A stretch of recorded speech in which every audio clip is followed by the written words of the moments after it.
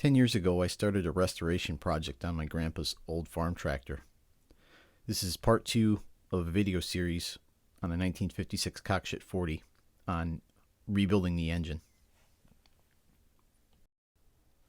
At this point, I was prepared to begin the engine reassembly process. It all starts with organizing all the components and having everything on hand before moving forward. This includes parts, tools, fasteners, lubricants, and all the sealers and anything else that you need ready on hand before you start. When it was possible, I had parts sub-assembled and organized and labeled to minimize any errors and to keep matched sets of parts grouped together. Critical installations that are position and orientation sensitive, like bearings, bearing caps, and main caps, were meticulously labeled and they were bundled with their mating parts. Fitting the crankshaft is by far the most tedious aspect of an engine rebuild. This photo sequence does not do any justice to the number of times you actually have to install, remove, and reinstall caps in order to check running clearance and end play. With the crank laid, all the bearing surfaces had been mic'd to ensure that the clearance was inside operating limits, and then they were torqued and double checked with Plasti-Gauge just before the final assembly. I also secured a new crank pulley because it's very helpful for hand rotating the crankshaft during the assembly. The original stamp pulley didn't have a good removal feature. In fact, it didn't have any removal features. So it's typical that these get destroyed when you're taking them apart on these older Buda B series engines. The new machine unit is it's tapped, so that way you can use a standard hub or a 2-jaw puller, which is very convenient. Between fit-ups, I took care to keep all the internal surfaces free of dust using masking tape and oil paper and a lot of WD-40. And this also helped prevent flash rust. Cleanliness is a total priority at this point.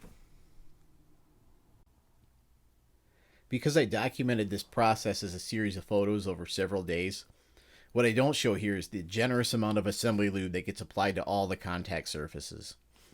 It's important for startup lubrication, and because I knew that this engine was probably going to sit around for a few months before I had a chance to put it back into the tractor.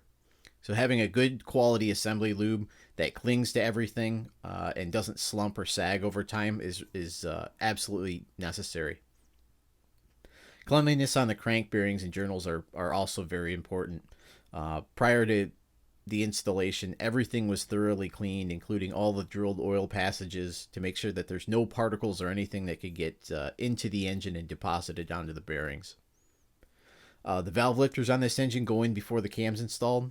So this is where it's good to have a helper. So my brother helped me carefully align it and feed the lobes through the cam bearings to avoid nicking the journals. And then once that was installed, the lifters are captured at that point so they can't fall out. The pistons and connecting rods were installed next. And I also took this time to fit up the oil pump and check the clearance to the bottom of the oil pan using some modeling clay. The camshaft is directly timed to the crank, but I always check valve timing events against my top dead center positions with a degree wheel and a dial indicator. If there's an abnormality with the cam, I want to know now rather than later. After dry fits, all the front end gaskets get installed with light application of ultra black RTV, and the timing cover and governor assembly are back in place using fresh grade 8 bolts. The oil galley plugs were sealed with aviation forma gasket, and the pressure regulator was installed, taking care to have the adjuster screw turned as far in as comfortable to make sure I had good startup pressure. And then the distributor was positioned so it would have a good range of adjustment in the number 1 top dead center position.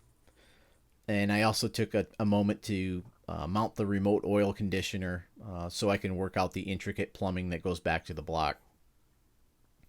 The head studs and gasket went on next, and the timing cover was completed at this point. So the whole thing was rolled over so I could fit up the oil pan and secure it with a fresh gasket, RTV, and some new fasteners.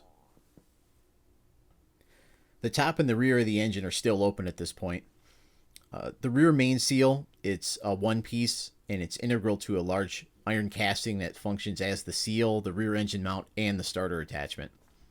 This casting needed to be cleaned up, and also I had to put in a new main oil seal, taking care to note the orientation of the seal before it was removed.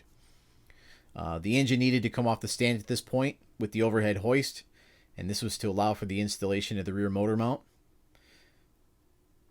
And then the assembled head was installed and the oil supply plumbed back to the block. The front engine mount and the crank pulley are installed, and then making this a completely sealed unit at this point, save for the rear main, which seals itself off at the flywheel. All the block-off plates were installed using new gaskets and RTV. And then I took the opportunity to make up the spark plug wires so they were arranged in the firing order, and they were neat and tidy. The water pump on this engine has the suction and the discharge ports in a single opening on the casting. So it's indexed with the aid of a template, and then it was clocked in position before the gasket and the RTV were applied to make sure that there's no reduction in port volume. The engine needed to come off the stand next, and that was so it could get palletized to install the flywheel. I used scrap construction lumber and a makeshift cart, which allowed me to move it around the shop easily because floor space is a precious commodity. The starter was bolted on, and I checked it for function before the flywheel was in. And just like a transmission bell housing on an automobile, this rear motor plate is very specifically aligned around the center line of the crankshaft. So it was checked for runout using a dial runout indicator, and if it was out of position, you would correct for that using offset dowel pins. The flywheel was the last big piece of the puzzle, and it had become a monument for collecting junk over on my welding table up to this point. It was cleaned up, and the original seal race was removed, and I pressed in a fresh one. I also removed all the old rust and made sure that the contact surface for the clutch was clean and flat. This had an internal spline that receives the shaft for the live power takeoff, and it also has a sealed pilot bearing for the clutch spline. And with the aid of the handy overhead chain fall, I was able to lift this heavy mother into place just so I can get the bolts installed, finger started with little hassle. The bolts have locking plates on them, but I used Loctite on here as well for added insurance. And then the clutch pressure plate was the last piece to go on. And I was really worried about getting the clutch plate aligned properly because this uses that dual shaft setup for the live power takeoff. But I ended up just using a standard conical alignment tool that you can get at most auto parts stores. And it worked out absolutely fine in the end. There was no issue getting the drive shaft slid in. After that, I started bolting on the accessories. The exhaust manifold, carburetor, throttle linkage, and mocking up the accessory drive, which was modified to accommodate an aftermarket power steering pump and a 12-volt alternator. In hindsight, this was a bit of a waste of time since you really need to have the engine installed into the tractor frame to do this properly. The clearances here are just way too tight. What did work out, though, was installing the backbone, which is what I call a series of brackets that mount the fuel tank at the engine back to the chassis. It was in the dead of winter at this time, and it allowed me to prefab the fuel line and the wire harness so that they were essentially bolt-ons when it came to putting the tractor back together. It also allowed me to get the air cleaner in position to mount the coil and the air inlet tube back to the carburetor. Again, it proved to be a huge time saver in the end since I didn't have to fuss with any of the routings when I was finished the installation into the tractor. And now all that was left was 2 coats of primer and 2 coats of industrial enamel in the correct color.